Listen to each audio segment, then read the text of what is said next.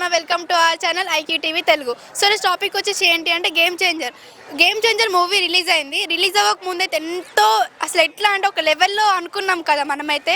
చాలా నెగిటివ్ వస్తుంది, అసలు ఎందుకు ఇలా మూవీ బాగా తీయలేదా, ఎందుకు స్క్రిప్ట్ కూడా అంతా బాగుంది కదా, మరి రామ్ చరణ్ గారు ఎందుకు ఇలా తీసుకున్నారో పబ్లిక్ మాటల్లోనే తెలుసుకుందాం రండి. హాయ్ అండి. హలో, మీ పేరు? Harikrishna. Harikrishna. So game changer movie చూసారా? చూసాను. సో ఎట్లా అనిపిస్తుంది? సినిమా చాలా బాగుందండి. బాగుంది. సో చాలా నెగిటివ్ కామెంట్స్ వస్తున్నాయి కదా, నెగిటివ్గా ఎందుకు అనుకుంటున్నారు అసలు? సినిమా చాలా బాగుంది.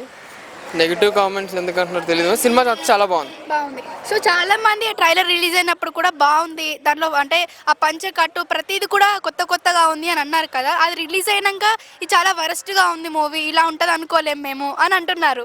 సో దానిపై మీ అభిప్రాయం ఏంటి? చెప్పిన వాళ్ళు ఎవరో కానీ పిచ్చోళ్ళు, సినిమా మాత్రం చాలా బాగుంది. బాగుంది.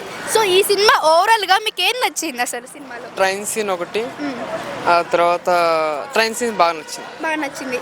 సో ఈ మూవీ నుంచి ఒక మెసేజ్ అనుకోవచ్చా? అనుకోవచ్చు.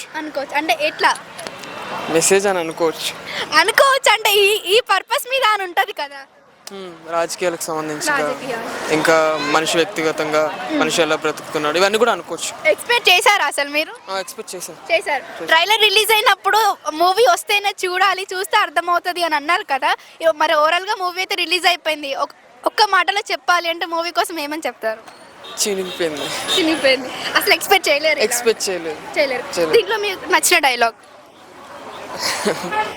ఏం లేదు, అన్ప్రెడిక్టబుల్ అంతేనా? అంతే. సో దీంట్లో బ్యాక్గ్రౌండ్ మ్యూజిక్స్ కానీ సాంగ్ కానీ ఎట్లా అనిపిస్తుంది? చాలా బాగా అనిపిస్తుంది. సాంగ్స్ కానీ అన్ని కూడా బాగా నచ్చింది. రామచ్చ సాంగ్ మాత్రం చాలా బాగుంది. చాలా బాగా నచ్చింది. ఇప్పుడు అదే కదా అందరికి నచ్చింది.